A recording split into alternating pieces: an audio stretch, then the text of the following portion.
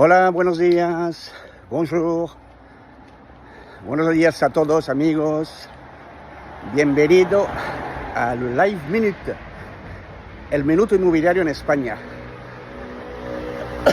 Pardon. Bon, je vais faire une série de shorts, ça vous permettra de suivre mes conseils dans des petites vidéos entre 1 à 2 minutes ou 3 minutes. J'espère que ça vous conviendra. Voilà, le tout c'est de commencer et de s'améliorer au fur et à mesure. Bon, aujourd'hui on va parler des prêts immobiliers en Espagne, dans la minute IMO en Espagne. Ce qu'on appelle les prêts, ce sont los préstamos.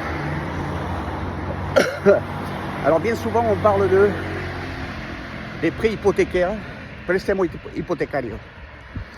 Voilà, alors vous avez des prêts, la typologie, vous avez des prêts résidents et non résidents. Alors les prêts non résidents, c'est pour tous les personnes qui, comme son nom l'indique, qui habitent hors Espagne. Et là, le gouvernement, enfin les banques espagnoles, prêtent sur la base de 60-70% maximum sur la valeur de taxation. Voilà, la valeur de taxation c'est quoi?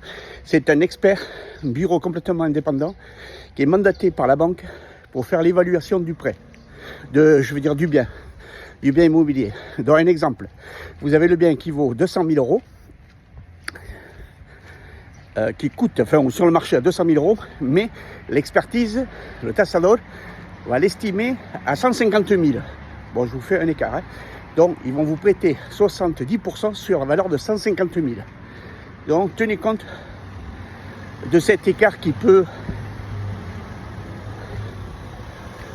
changer vos pronostics concernant le prêt. Voilà.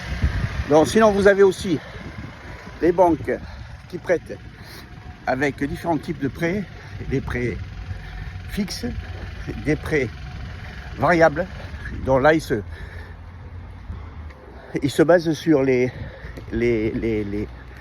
indices du Fonds monétaire international. Voilà, avec l'Euribor.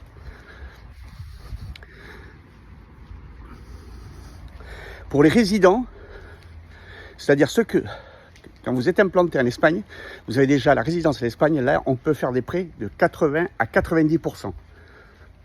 Voilà, c'est la grosse différence par rapport aux non-résidents. Bon, bien sûr, il faut des revenus, votre fiche fiscale de l'année en cours, photocopie du NII, photocopie de votre passeport, le NII, ainsi de suite. Bon.